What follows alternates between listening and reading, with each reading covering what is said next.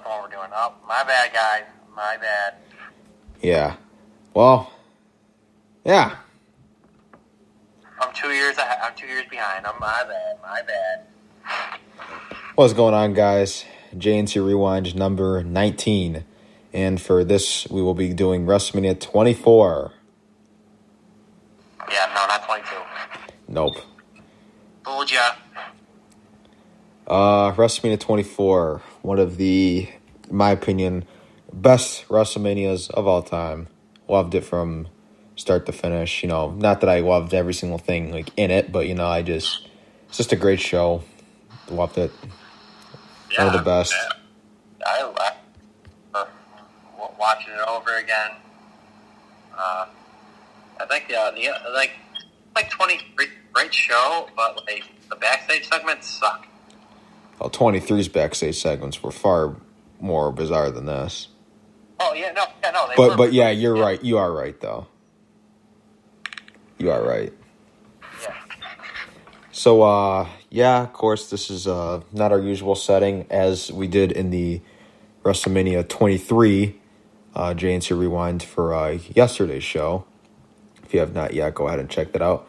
As for the WrestleMania 21 show, which I went solo on, be sure to check that out as well. Be sure to support. It's our Mania week lineup of shows. So, of course, we are going to be having 5. That is the plan. So we're going to start out with, we had 21, then we had 23, 24. So after this, it'll be 3 down, 2 more to go. So, Of course, this is not our usual setting. Usually we're both together in studio setting, putting together and recording the shows and whatnot. But, with the current situation, we're distance apart. Stay the home. Yeah. Don't go anywhere unless you have to. Yeah, unless you're an essential worker. Yeah. And are running out of food. There you go. Other than that, stay home. So we are both. Oh. There you go. Yes, we are both home. Still going to do the show regardless. Show must go on. Just got to do it under different circumstances. That's all. Yeah. So let's go ahead and take the time to give a little backstory to how we got to this event and how it all takes shape. First, we're going to head into the main program on Raw, which featured WWE Champion at the time, Randy Orton, challenger Triple H, and the 2008 Royal Rumble winner, John Cena.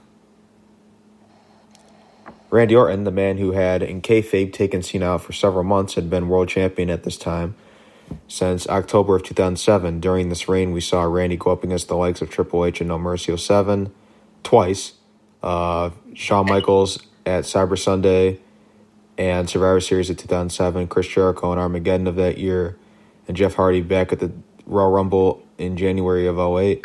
And speaking of the 2008 Royal Rumble, and here we go with the cheap plug, go ahead and check that show out. We did that a while back now.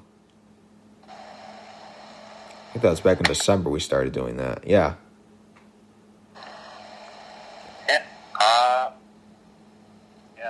We also covered the road to WrestleMania to this, so... Yeah, we did. Got No Way Out 2008. That was actually the last show we had done before we took a little month hiatus. But we're back now. Moving on. So, if you have not yet, go ahead and check that out. But at the 2008 Royal Rumble, John Cena would make a shocking return to action as the 30th entrant in the Rumble. And he'd eliminate Triple H in the end as him and Cena were the final 2 men in the match. And Cena would win, and as the winner, he'd choose Randy Orton as his WrestleMania opponent and would opt to face him for the WWE title. But despite all that, Cena would not want to wait until WrestleMania to face Randy, so he'd take his title opportunity against Orton at No Way Out instead. During the match, Orton would get himself disqualified intentionally by slapping the official. As a result of the DQ, of course, the title could not change hands, thus Orton would remain as champion. Then on the same night, Triple H would win the number 1 Contenders Elimination Chamber, which would give him the opportunity to go to Mania to challenge for the WWE title. Then the next night on Monday Night Raw, Cena would try to argue his case to the GM at the time, William Regal, that he deserved another title shot. Regal would make a match for later in the evening, putting John Cena up against Randy Orton in a non-title match, where the deal was if Cena won, he'd be in the WWE Championship match at WrestleMania, making it a triple threat. But if Orton won, it'd remain a singles match versus Triple H. Triple H would serve as a special guest referee for the match, which saw Cena defeating Orton, making it a triple threat match for the gold. As for the SmackDown side of things, the main program featured the World Heavyweight Champion Edge and The Undertaker. Undertaker became the number one contender at the previous month's No Way Out pay-per-view, a show which we covered in full detail previously as noted. Be sure to check that out if you've not already. And by Taker winning the Elimination Chamber, it would mean that he would go on to face Edge for the world title at Mania. But issues between the two had began long before here, dating back to May of the previous year. Or following a steel cage match with Batista on the May 11th edition, 2007 edition of Friday Night SmackDown, all bloodied and battered, Undertaker was assaulted by Mark Henry. Then afterwards, as Henry was walking away, Edge's music would hit and he'd start heading down to the ring with the Money in the Bank briefcase, which he had won possession of. He'd cash in the Money in the Bank contract on Undertaker and would win the World Heavyweight title for the first time. Not his first world title, because he had the WWE title a couple times, but first World Heavyweight Championship. Undertaker, following this, would be out of action for several months. He had suffered a torn right bicep and needed the time off for it to heal. Edge would hold on to the title for a couple months before he'd be forced to vacate it due to a torn left pectoral injury. So both guys would be out of action for quite a bit. Undertaker would return at the 2007 Unforgiven pay-per-view, defeating Mark Henry. The following match, he'd set his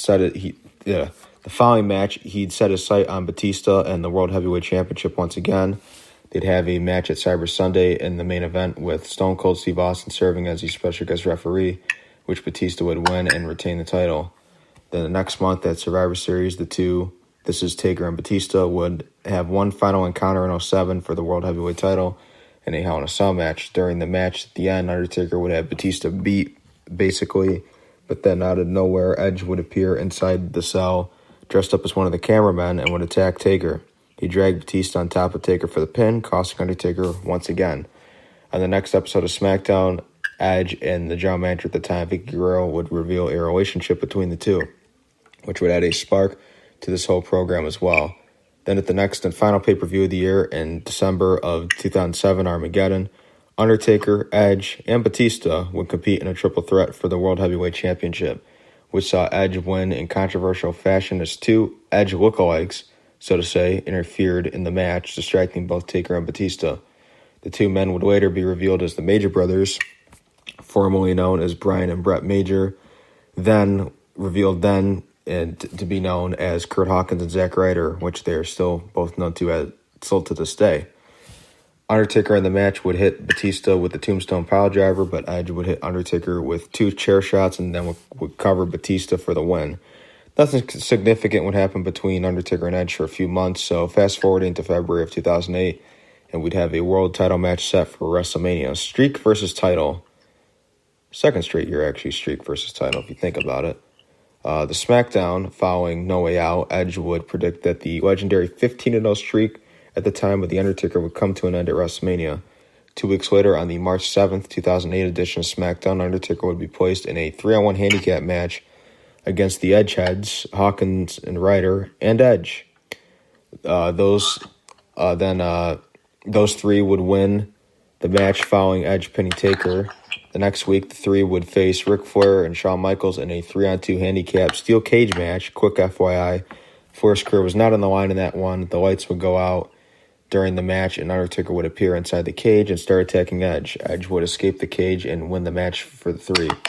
Then on the go-home edition of SmackDown, Edge, Vicky Guerrero, Kurt Hawkins, and Zack Ryder would hold a burial of The Undertaker's undefeated WrestleMania streak, a mock funeral, I guess you could say. Undertaker, as you'd probably expected, would appear, emerging from the casket that was placed in the ring, attacking all three men in the ring. He'd even scare Vicky off to the point where she'd hop out of the ring and run off despite her doing the whole wheelchair gimmick thing. That match between the two legends would go on to be the main event of WrestleMania 24. Other programs for this event featured, of course, the Ric Flair retirement tour, where he'd face Shawn Michaels in a career-threatening match where if he lost this or any other match, his career would be over. Then this all started when, following a 3-month hiatus from TV, Ric Flair would return on the November 26, 2007 edition of Monday Night Raw, addressing potential retirement rumors. Floyd would state himself that he would never retire. And then never retire. Then Vince would interrupt Flair and would tell him that the next time he lost, he would be forced to retire. Later that night, Flair would face WWE Champion Randy Orton and would ultimately pick up the win following a distraction from Chris Jericho. So over the course of the next several months, Flair would keep his in-ring career alive as he'd go on to defeat the likes of Triple H, Umaga, William Regal, and Vince McMahon himself, MVP at the 2008 Royal Rumble, and Mr. Kennedy at No Way Out 2008. We would also have the Floyd Mayweather and Big Show celebrity matchup. This feud began at No Way Out when Big Show would make his return to the company after being gone since December of 2006. He was cutting a promo and then all of a sudden began to attempt to assault Mysterio in front of Ray's friend Floyd Mayweather, who was sitting in the front row. Big Show would begin taunting Floyd, which would lead to him hopping the barrier and getting into the ring to confront Big Show. Show would get down on his knees, which would lead to Floyd punching Big Show a couple times. Then he'd hightail his way out of the ring and to the back. Floyd would land a couple good shots on Big Show, which would lead to Show to bleed from the nose and mouth. Then the next night on Raw, Big Show would lay out a challenge for a one-on-one match at WrestleMania, which Floyd would accept. This show would also mark the fourth ever Money in the Bank ladder match. The winner of the match would earn a world title match against either the WWE World Heavyweight or, at this time, ECW Championship. Anytime, any place for up to a year. On the February 18th edition of Raw, the night after No Way Out 2008, the qualifying matches would begin for Money in the Bank, starting with Jeff Hardy, the Intercontinental Champion, at the time defeating Snitsky, and Mr. Kennedy defeating Val Venis to qualify for the match. Shelton Benjamin would be the third participant to qualify for the match as he'd defeat Jimmy Wang Yang on the February 22nd edition of SmackDown. Then over the course of the next 2 weeks on Raw, Chris Jericho would defeat Jeff Hardy and Carlito would defeat Cody Rhodes to enter the Money in the Bank ladder match.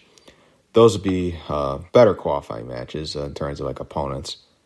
Not as bizarre as the first few I just named off.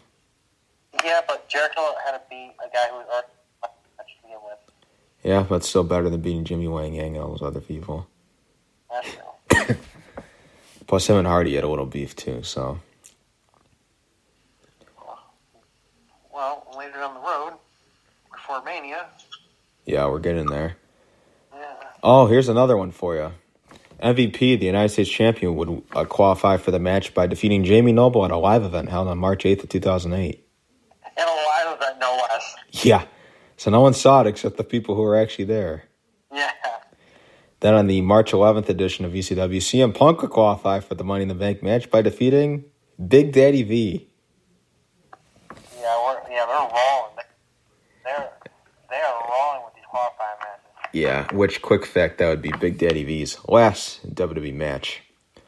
And also, the WWE Tag Team Champions at the time, The Miz and John Morrison, would have a singles match between the two on the February 14th edition of SmackDown, where the winner would qualify for the Money in the Bank ladder match, which saw Morrison win. During the lead to Mania, Jeff Hardy would drop the Intercontinental title to Chris Jericho. Then following that, it would be announced by WWE that as of March 11th, 2008, Jeff Hardy would be suspended for 60 days for his second violation of the wellness policy. So he'd miss WrestleMania. It would no longer be a part of Money in the Bank. Despite there now being a vacant spot in the match, the spot would not be filled, leaving it to be a 7-man ladder match instead of the original 8 like it was supposed to be. So that's it for the backstory leading up to the event. Now we're going to take the time and talk about some news regarding the show. March 21st, 2007, the WWE held a press conference at City Hall in Orlando, Florida, announcing that Orlando would be the host of WrestleMania 24 and to take place from the Citrus Bowl. According to the True Story of WrestleMania DVD, which I haven't watched, and I do own the Blu-ray for, I remember it being said that WWE wanted to do the show in Orlando, but it was being discussed for the Amway Arena, which, according to some additional research, an 18,000-seat venue for professional wrestling events. And I guess the thought of it was, how do you go from an 80,000-seat venue to a much smaller venue such as the Amway Arena? Of course, arenas instead of stadiums had been